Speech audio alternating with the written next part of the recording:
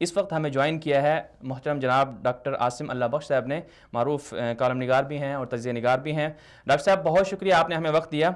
Doctor صاحب آج ہم بات کر رہے ہیں پاکستان کے جو امریکہ کے ساتھ تعلقات ہیں اس میں جو کشیدگی آئی ہے اس حوالے سے، تو آپ کے خیال میں پاکستان کی جو تعلقات کی تاریخ ہے امریکہ کے ساتھ وہ کیسی رہی ہے؟ کیا 70 سالہ جو تاریخ ہے تقریباً اس میں امریکہ نے پاکستان کو یوز کیا ہے یا پاکستان نے بھی امریکہ سے کچھ حاصل کیا ہے؟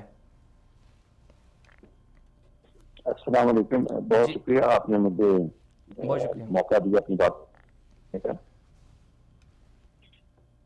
جی دیکھیے بات یہ ہے کہ یہ پاکستان اور امریکہ کا جو دوستی تعلقات کی تاریخ ہے وہ تقریباً ویسے ہی ہے جیسے ایک بڑے ملک کی اور ایک چھوٹے ملک کی ہوتی ہے۔ اس میں دونوں کے مفادات ہوتے ہیں، جس میں بڑے ملک کے زیادہ مفادات سیو ہوتے ہیں اور چھوٹا ملک کے بھی مفادات سیو ہوتے ہیں۔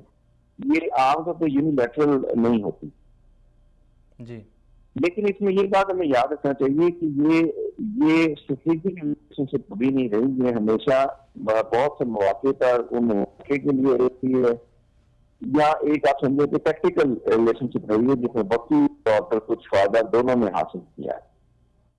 تو اس کو اسٹریٹجک ریلیشن شپ کے تناظر میں دیکھنا جو ہے درست فیصلہ نہیں ہوگا۔